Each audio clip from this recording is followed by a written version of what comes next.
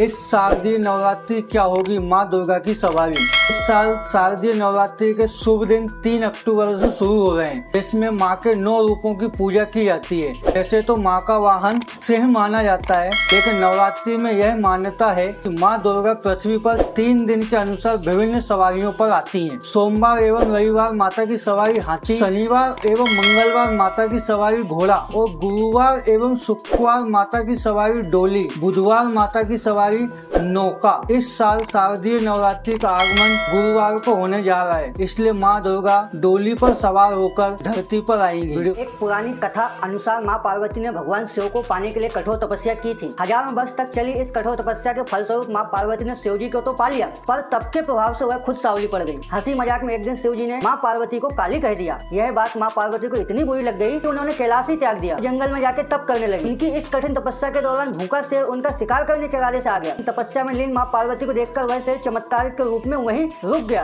माँ पार्वती के सामने बैठ गया। पति ने तो जिद ही पकड़ ली थी कि जब तक वो गोरी नहीं हो जाएंगी जब तक तप करती रहेंगी। शेर भी भूखा प्यासा उनके सामने वर्षों तक बैठा रहा। अंत में शिव जी प्रकट हुए, माँ पार्वती को गोरी होने का वरदान दिया। उसके बाद माँ पार्वती गंगा स्नान करने गयी, उनके अंदर से एक देवी प्रकट हुई, में पार्वती गोरी बन गई, तो उनका नाम इसलिए गोरी पड़ा। जब माँ पार्वती लौट रही थी तो उन्हें देखा कि एक शेर वहाँ बैठा हुआ है, तो उन्हें देखे जा रहा था। फिर माँ पार्वती को आभास हुआ कि वह शेर तपस्या के दौरान भी उनके साथ ही वहीं बैठा हुआ था। फिर माँ पार्वती ने आशीर्वाद देकर उन्हें अपना वाहन बना लिया। दोस्तों, रावण की मृत्यु की खबर सुनकर मंदोदरी गुस्से में पागल हो गई और प्रभु श्री राम से बदला लेने के लिए चल पड़ी। मंदोदरी के क्रोध में देखकर ब्रह्मांड में हड़कंप मचने लगा। यह देखकर हनुमान जी भी चिंतित होने लगे। तभी उन्हें एक उपाय सूझा। उन्होंने मंदोदरी के सामने श्री राम नाम का बाण फेंका, जो मंदोदरी के समीप आकर जमीन पे गड़ गया। तब हनुमान जी ने मंदोदरी को बताते हुए श्री राम जी का तीर किसी निर्दोष को नहीं छू सकता। हनुमान जी मंदोदरी को रावण द्वारा किए गए पापों के बारे में बताते हैं। तभी मंदोदरी की नजर अपनी परछाई पर पड़ी, जिससे श्री राम अपनी नजर झुकाकर उसकी परछाई से दूर हो रहे थे। इससे मंदोदरी समझ गई कि आखिर क्यों श्री राम को मर्यादा पुरुषोत्तम कहा जाता है। उसे अपनी भूल का एहसास हुआ और हनुमान जी छोटे थे तब उन्हें उड़ने का मन हुआ, तो वे पिता पवन देव के पास जाकर उनसे बोले कि मुझे उड़ना सीखना है। जिस पर पवन देव बोले कि मैं तुम्हें उड़ना तभी सिखाऊंगा जब तुम पर्वत पर स्थित सुमेरु के रक्त चंदन वृक्ष के गिरते ही भस्म हो जाने वाले फूलों को गिनकर बताओगे। जिस पर हनुमान जी राजी हो जाते हैं। पहले प्रयास में हनुमान जी उन पेड़ों की गिरी हुई पत्तियों को गिनने का बहुत प्रयास किया, पर गिन नहीं पाए और उस पर पवन देव उन्हें उड़ना नहीं सिखाते हैं। जिसके बाद वह उदास होकर घर चले जाते हैं। रात को सोते समय जब वो अपनी माता से पूछते हैं कि माता इस दुनिया में सबसे तेज क्या है, तब उनकी माता कहती है इस दुनिया में सबसे तेज हमारे मन की शक्ति होती है। जिसके बाद हनुमान जी पवन देव के पास जाते हैं और एक बार फिर से प्रयास करने के लिए कहते हैं, जिस पर पवन देव मान जाते हैं। जिसके बाद बाल हनुमान शांति मन से बैठ जाते हैं और अपने मन की शक्ति से गिरे हुए पत्तों को गिन लेते हैं। जिसके बाद पवन देव उन्हें उड़ना सिखा देते हैं। हनुमान जी को मानने वाले कमेंट में जय श्री राम लिखना ना भूलें।